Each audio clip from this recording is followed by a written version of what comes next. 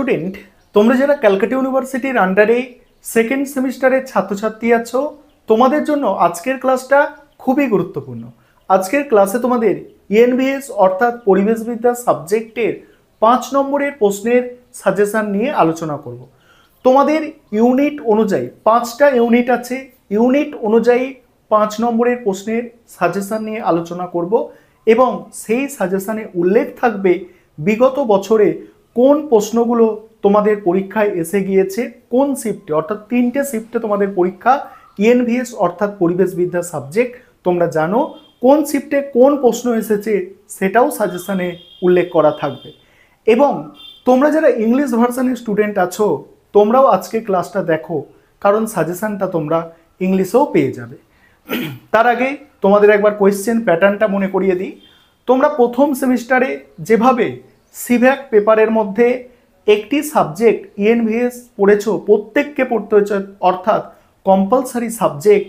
Second সেমিস্টারেও তাই ENVS সাবজেক্টটা compulsory subject, অর্থাৎ সেকেন্ড সেমিস্টারের প্রত্যেকটা স্টুডেন্টকে এই ইএনভিএস অর্থাৎ পরিবেশবিদ্যা সাবজেক্টটা 50 নম্বরের পরীক্ষা দিতে হবে। কোয়েশ্চেন প্যাটার্ন কি আছে?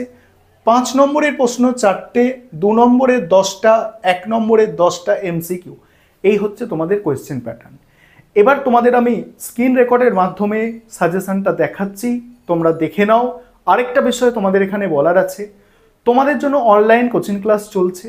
তোমরা যদি কেউ পেড ব্যাচে অ্যাডমিশন নিতে ইচ্ছুক থাকো বা স্টাডি মেটেরিয়াল পারচেস করতে ইচ্ছুক থাকো, স্ক্রিনে দেওয়া নম্বরে যোগাযোগ করে পেড ব্যাচে অ্যাডমিশন নিতে পারো বা স্টাডি মেটেরিয়াল পারচেস করতে পারো। অলরেডি অনেক স্টুডেন্ট পেড ব্যাচে আমাদের অ্যাডমিশন নিয়ে নিয়েছে, ক্লাস আমাদের কিন্তু চলছে।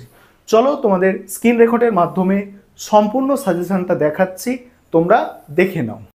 এবারে তোমরা সম্পূর্ণ সাজেশনটা দেখে নাও। আর তোমরা যারা ইংলিশ ভার্সনের স্টুডেন্ট আছো, তোমরাও আজকে ক্লাসটা দেখো, শেষে তোমরা সাজেশনটা ইংলিশে পেয়ে যাবে। প্রথমে দেখো তোমাদের ইউনিট 1 থেকে যে প্রশ্নগুলো তৈরি করতে হবে। প্রথম প্রশ্ন, পরিবেশ শিক্ষা কাকে বলে, এর গুরুত্ব বা তাৎপর্য লেখো। তারপরের প্রশ্ন আছে, তিবলিসি ঘোষণাপত্র 1977 সম্বন্ধে আলোচনা করো। নেক্সট, পরিবেশ শিক্ষার উৎপত্তি সম্পর্কে আলোচনা করো। পরের প্রশ্ন, পরিবেশ বিদ্যা ও পরিবেশ জ্ঞানের মধ্যে পার্থক্যগুলি লেখো। পরের প্রশ্ন, পরিবেশ শিক্ষার দর্শন বলতে কি বোঝো।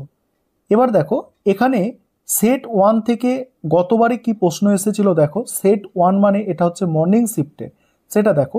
পরিবেশ শিক্ষার মূল উদ্দেশ্যগুলি কি, একজন নাগরিক হিসাবে পরিবেশ সচেতনতার মাত্রা কিভাবে বৃদ্ধি করতে পারো। এটা তোমাদের এবারে তোমরা যারা 2025-এ ডে শিফট এবং ইভিনিং শিফটে পরীক্ষা দিতে চলেছ, তোমাদের জন্য এটা মোস্ট ইম্পর্টেন্ট প্রশ্ন।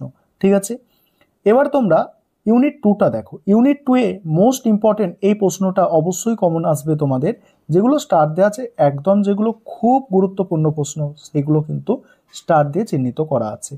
আর তোমাদের পরিবেশবিদ্যা সাবজেক্টে একটু বেশি পড়াশোনা করতে হবে, কারণ জানো এটা 3টে শিফটে কোয়েশ্চেন পেপার হয়। সেক্ষেত্রে কোয়েশ্চেন পেপার কিন্তু আলাদা, মানে প্রত্যেকটা শিফটে আলাদা আলাদা হয়, সেক্ষেত্রে অনেক কোয়েশ্চেন কিন্তু আসে। 3টে শিফটে পরীক্ষা, তাই কোয়েশ্চেন পেপার একটু মানে বেশি কোয়েশ্চেন আর কি তৈরি করতে হবে তোমাদের।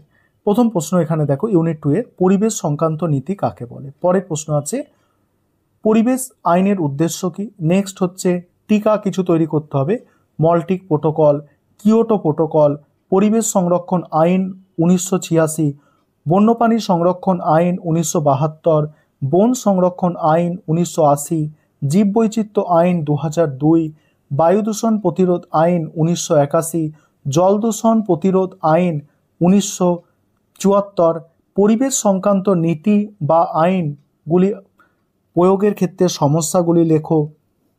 তারপর আছে কনভেনশন অফ বায়োলজিক্যাল ডাইভার্সিটি সম্পর্কে আলোচনা করো।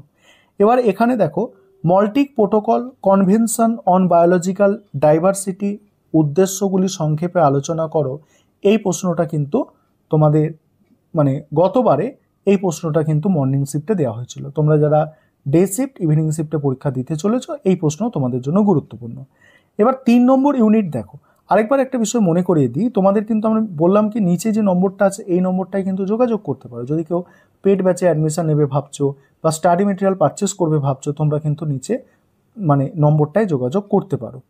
এবারে দেখো পরের প্রশ্ন 3 নম্বর ইউনিট থেকে জনসংখ্যা বৃদ্ধির কারণগুলি আলোচনা করো। পরের প্রশ্ন টিকা আছে কিছু, নর্মদা বাঁচাও আন্দোলন, বিষয়ী আন্দোলন, চিপকো আন্দোলন, এগুলো টিকা। তারপরে হচ্ছে দেখো সাইলেন্ট ভ্যালি আন্দোলন করতে হবে। তারপরে প্রশ্ন আছে পরিবেশের ওপর জনসংখ্যা বৃদ্ধির প্রভাব।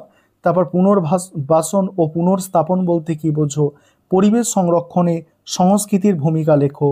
তারপরে হচ্ছে দেখো ইকো ফেমিনিজম বলতে কি বোঝো। এখানে একটা জিনিস দেখো, এই যে CU 24D আছে, অর্থাৎ এটা ডে শিফটে চিপকো আন্দোলন পড়েছে। এটা তোমরা যারা ডে শিফট বাদে অন্যান্য শিফটগুলো পরীক্ষা দেবে তোমাদের জন্য ইম্পর্টেন্ট। এটা হচ্ছে মর্নিং শিফটে, এম লেখা আছে মানে কি মর্নিং শিফটে পড়েছে, ঠিক আছে, আশা করি বুঝতে পারছো বিষয়গুলো। তারপরে দেখো 4 নম্বর ইউনিট থেকে যে প্রশ্ন তোমাদের তৈরি করতে হবে, দুর্যোগ বিপর্যয়ের পার্থক্য, দুর্যোগ ব্যবস্থাপনা সম্পর্কে আলোচনা করো, বন্যার কারণ ও ফলাফল লেখো, ভূমিকম্পের কারণ ও ফলাফল, এটা ডে শিফটে পড়েছে গতবারে। তারপর টিকা করতে হবে, মিনামাটা বিপর্যয়, ভোপাল গ্যাস বিপর্যয়, কেদারনাথ বন্যা, কোভিড-19, ফুকুশিমা পারমাণবিক বিপর্যয়, এটা দেখো 24D অর্থাৎ 2024-এ ডে শিফটে এসছে। তারপরে সুনামির কারণ ফলাফল। এবারে 5 নম্বর ইউনিট থেকে যে প্রশ্ন তোমাদের তৈরি করতে হবে, দেখো পরিবেশ শিক্ষা ক্ষেত্রে ইকো ক্লাবের উদ্দেশ্যগুলি কি কি। পরের প্রশ্ন হচ্ছে টিকা, আইসিটি। পরের প্রশ্ন পরিবেশ রক্ষায় শিক্ষার গুরুত্ব লেখো। নেক্সট পরিবেশ শিক্ষার তথ্য প্রযুক্তি ও গণমাধ্যমের ভূমিকা, এটা ডে শিফটে এসছে, তোমরা যারা মর্নিং এবং ইভিনিংয়ে দেবে পরীক্ষা তোমাদের জন্য ইম্পর্টেন্ট। পরের প্রশ্ন কি আছে, পরের প্রশ্ন আছে পরিবেশ শিক্ষায় এনজিওর ভূমিকা, পরিবেশ শিক্ষার পদ্ধতি সম্পর্কে আলোচনা করো। নেক্সট আছে অপ্রথাগত শিক্ষা কাকে বলে, অপ্রথাগত পরিবেশ শিক্ষার পদ্ধতি। নেক্সট ইকো ফেমিনিজম বলতে কি বোঝো। নেক্সট পরিবেশ রক্ষায় সরকারি প্রতিষ্ঠানের ভূমিকা। এবার তোমরা যারা ইংলিশ ভার্সনের স্টুডেন্ট আছো তোমরা সম্পূর্ণ সাজেশনটা দেখে নাও, আমাদের ইংলিশ ভার্সনেও স্টাডি মেটেরিয়াল তৈরি আছে, তোমরা ইংলিশ ভার্সনেও চাইলে স্টাডি মেটেরিয়াল পারচেস করতে পারো। সম্পূর্ণ সাজেশনটা এখন তোমরা দেখে নাও, 5 মার্কসের সম্পূর্ণ সাজেশন এটা।